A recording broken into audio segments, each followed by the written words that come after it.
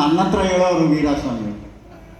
ವಿಷ್ಣುವರ್ಧನ್ನ ಪ್ರೇಮ್ ಲೋಕದಲ್ಲಿ ಕರ್ಕೊಂಬರೋಕ್ಕೆ ನಾನು ರವಿ ಹೋಗಿ ವಿಷ್ಣುವರ್ಧನ್ನ ಕರ್ಕೊಂಡು ಪ್ರೇಮ್ ಲೋಕದಲ್ಲಿ ಒಂದು ಚಾಲನೆ ಕೊಟ್ವಿ. ಮಧ್ಯ ಏನೋ ಒಂದು ಸ್ವಲ್ಪ ಒಂದೊಂದು ಗ್ರಹಣಗಳು ಹಿಡಿಯುತ್ತೆ, ಆ ಗ್ರಹಣಗಳನ್ನ ಹೋಗ್ತಿದ್ದು ರವಿ ಚಿತ್ರದಲ್ಲಿ. ಅದರಲ್ಲಿ ವಿಷ್ಣುನು ಹೇಳಿದ ತಕ್ಷಣ ಬಂದು ಮಾಡಿ, ಹೀಗೆ ಜರ್ನಿನಲ್ಲಿ ಹಲವಾರು ತಿರುವುಗಳಿರುತ್ತೆ, ಏರ್ ಪೆನ್ ಬೆಳೆಸಿರುತ್ತೆ, ಕೆಲವು ಸರಿ ಪ್ರಪಾತ ಇರುತ್ತೆ, ಪಾತಾಳಕ್ಕೂ ಬಿದ್ದಿರ್ತೀವಿ.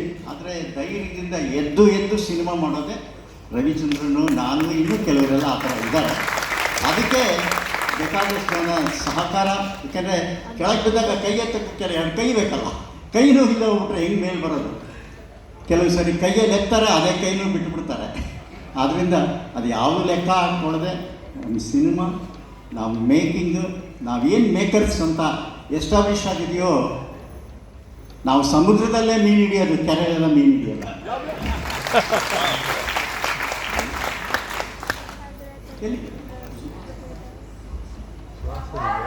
ಇದ್ದಾರೆ, ಕ್ಲೈಮ್ಯಾಕ್ಸಿಗೆ ಬರ್ತಾರೆ.